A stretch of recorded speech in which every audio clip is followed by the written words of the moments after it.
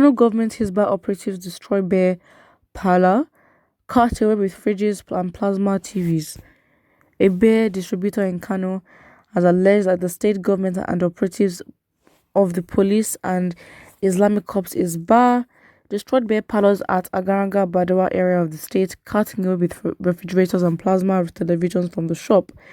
The source, who spoke with Sahara reporters on Wednesday, alleged that the state governor Abdullahi Ganduje, alongside some policemen and HISBAH officers, they actually visited the bar parlors and in the access last Friday with the aim to destroy the buildings as owners count losses running into millions of naira.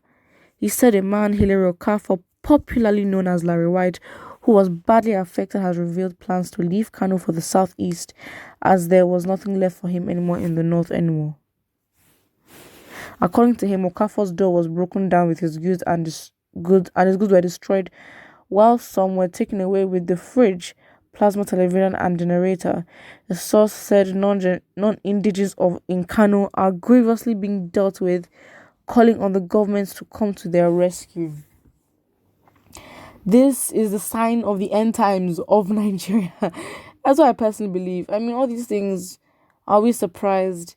As a people, we got to understand that, again, we will not be the first country to be diverse and want different things out of one thing. Under Buhari's government, it is very obvious that hate has grown so much, because there's no logical reason as to why this person's, shop would be invaded. Well, he said last Friday, the governor and some other forcemen went to a place at Kano Badawa. They went there and they destroyed a lot of things. The only force that did not go with them was the Nigerian army. Those operating beer parlors and their shop were broken and the doors were broken down. They took fridges and generators and all.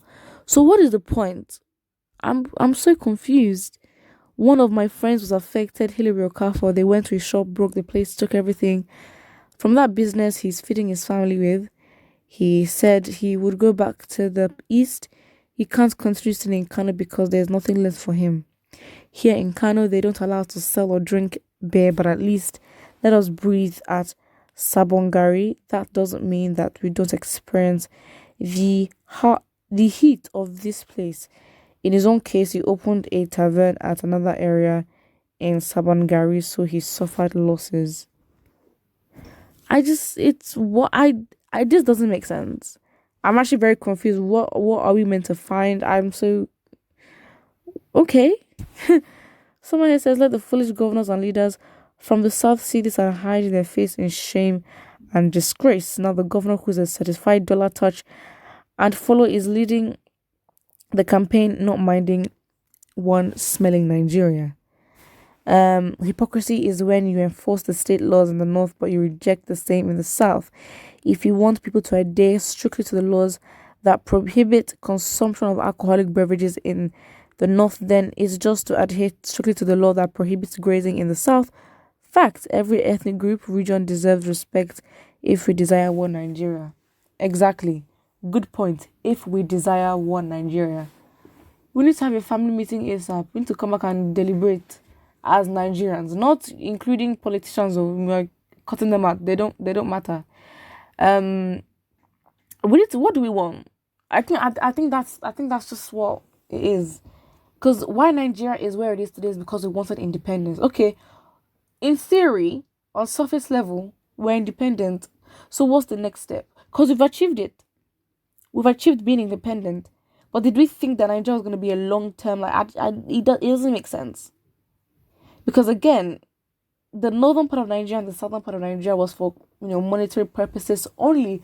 So it wasn't like as if there was any shared history in terms of, being one. So we need to decide what we want, because tensions are brewing and we need to start thinking of 2023. If we really want one Nigeria, we need to come and declare that we want one Nigeria. Personally, for me, it is highly unlikely because there's so many things that do happen. And yeah, if we decide what we want, I guess we can actually move on. Someone here says, Igbo were warned of importing beer to Kano several times, but they couldn't resist. I hail Governor Abdullahi Umar Ganduje for taking this good action against those spoiling our children. Oh, really? Well, business is business. I guess if you in your state, if you ban certain things, you ban it, and it's a bit like how can you allow people trade beer and do all that for so long? Because again, you're not gonna tell me that the people in the states are not consuming this beer, because if they weren't consuming it and there wasn't a demand for it, then beer parlors would not be open, would they? They wouldn't be called a beer parlor in the first place. But it doesn't make sense. It really doesn't make sense.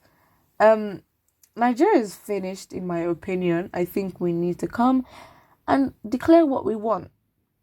I think that one Nigeria is highly unlikely. Why? Because we're all too selfish, we're all too traumatized by this country called Nigeria. We need to start from scratch. And do we want to start from scratch as one Nigeria or as individuals? I mean, the same way Nigeria got into or got independence by agreeing to get independence and all that, it's the same way that would have to agree to separate. It's not necessarily a bad thing. I think Nigerians need to come and understand that separating doesn't mean that we're going to be hating each other for life or anything.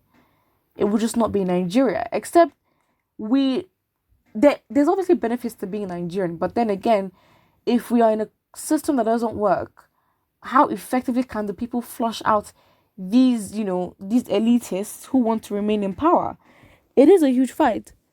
Someone here says this is confirmed looting for the plasma TVs and fridges for the destruction of beer parlors. It's also a simple way to condemn one religion and belief through consumption line. Long-term consequences await Kano state. I don't know. We need to decide, what do we want. I think these conversations are not being had. Like on Twitter, we need to be having conversations like, what do we want, one Nigeria, or do we want to separate? Everyone has their own opinion, and I know that getting to a unanimous place would be hard. But if the north, south, I mean, it's stressful. How do we fix the country? Because the country has to be fixed. Because there is no way that, because not everybody is going to run out of the country and have a life outside of Nigeria. It doesn't make sense. It really doesn't make sense. So people can know that, okay, fine. If we separate and I leave the country, I know that I'm coming back to a base. But then again, you might say that, as a people, if we're going to behave the same way and then split apart, the country is going to be 3 million Nigerians. Because again, if we're going to condone disrespect, condone violation of our rights, then there's no point separating, except we as a people decide and acknowledge to take responsibility for our mentality the way it is right now, and our complacency, mediocrity, selfishness, so many things. Not that we're perfect, but we've got to be serious. Do we want Nigeria? Or, to be honest, Nigerians are still very comfortable, and they're not, and then they're willing to suffer even more. Because the more you wait and the more power you give to the government, it's going to get worse and unbearable for you yourself. And we will get to a point where we don't even fear death. And I genuinely do not hope that we get there, because imagine Nigerians getting to a point where they do not fear death. Not that it's out of patriotism, but out of the fact that there's nothing to live for. It doesn't make sense. It really doesn't make sense. It's like, it just doesn't make sense. That's all I can say. Put what you think in the comment section below, and do not forget to like and subscribe.